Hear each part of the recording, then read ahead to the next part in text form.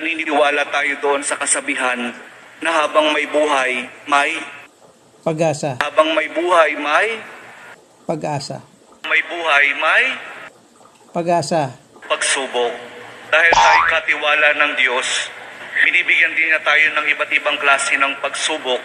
Kaya po doon sa pagsubok na yon, saka pa lang natin mauunawaan na talagang ang ating buhay ay mayroong, habang may buhay mayroong, Pagsubok. habang may buhay may Pagsubok. pagbangon. Huwag niyong hayaan na kapag meron kayong pinagdaraan ng pagsubok, ay hindi kayo babangon. Kailangan meron tayong pagsumikap na pagtsatsagaan natin yung ating mga pagsubok na pinagdaraanan. At kapag mayroong pagsubok at mayroong pagbangon, saka pa lang natin maunawaan na talagang ang ating buhay, na habang may buhay, may Pagbangon. habang may buhay, may Pagbangon. pag-ibig. Ang pag-ibig na nagmumula kay Jesus lamang sa ating mahal na poong Jesus Nazareno.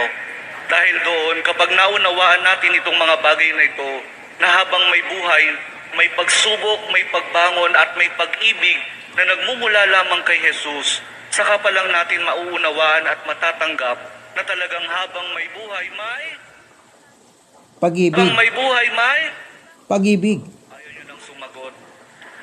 Pag-asa. Sapagkat hindi po tayo ipapahiya ng pag-asa na nagmumula sa ating mahal na pong Jesus Nazareno. Amen? Amen.